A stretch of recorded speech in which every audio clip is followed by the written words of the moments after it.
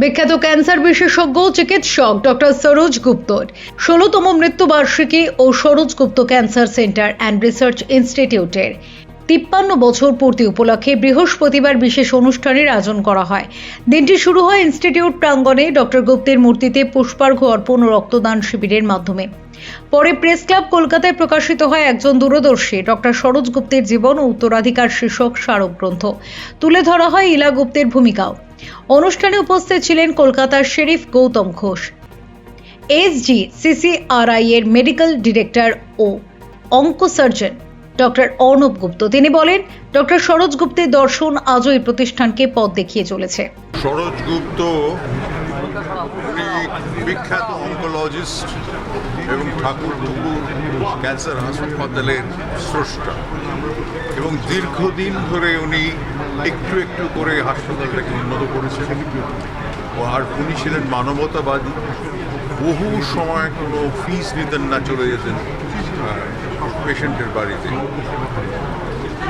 এই সরোজদা আবার দারুণ গল্পকার ছিলেন, চমৎকার গল্প বলতেন। আমরা অনেকবার বলেছি গল্পগুলো একটা সংকলন বের করা হোক, তো ফাইনালি একটা সরোজদার গল্পের একটা সংকলন বেরিয়েছিল, সেটাতে আমি রিলিজ করেছিলাম। এটা অদ্ভুত লাগছে আজকে ওনার উপর লেখা বই, তার থেকে আমরা অনেক কিছু জানতে পারবো, এবং মানুষের সেবা যে কত বড় পুণ্য হয়, কত বড় আনন্দ হয়, সেই কথাটা আমরা বুঝতে পারবো সরোজদার এই বইটা। আপনার কোনো এক্সপিরিয়েন্স এরকম সরকার সান্নিধ্যে আপনি গেছেন বহুবার, যদি সেরকম কোনো একটা অভিজ্ঞতা আপনি শেয়ার করেন? কত রকম এক্সপিরিয়েন্স ভাবা যায় না।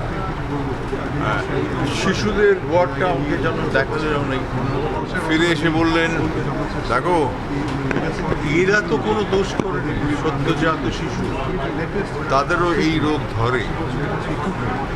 আর আরেকটা কথা আমি আর সরোজদা খুব আলোচনা করতাম, যে সমস্ত বিশ্ব জুড়ে বোমা, মিসাইল, অমুক তমুক যুদ্ধ মানে ধ্বংস করার জন্য এত খরচ হয়েছে, এত গবেষণা হয়েছে, তা সত্ত্বেও এই ক্যান্সারের চিকিৎসা মানে ফুল প্রুফ বেরোয়নি।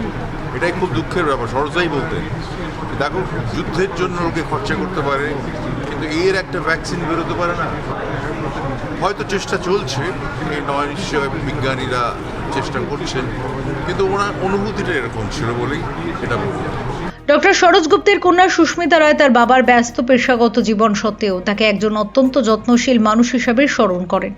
বক্তারা ডক্টর সরোজ গুপ্তের মানবিক চিকিৎসা ভাবনা, সাধারণ মানুষের জন্য সাশ্রয়ী ক্যান্সার চিকিৎসার স্বপ্ন এবং তার গড়ে তোলা প্রতিষ্ঠানের সাফল্যের কথা তুলে ধরেন। বর্তমানে অত্যাধুনিক চিকিৎসা পরিষেবার পাশাপাশি গবেষণা ও সচেতনতা কর্মসূচিতে গুরুত্বপূর্ণ ভূমিকা পালন করছে SGCCRI। Bureau report, channel 10।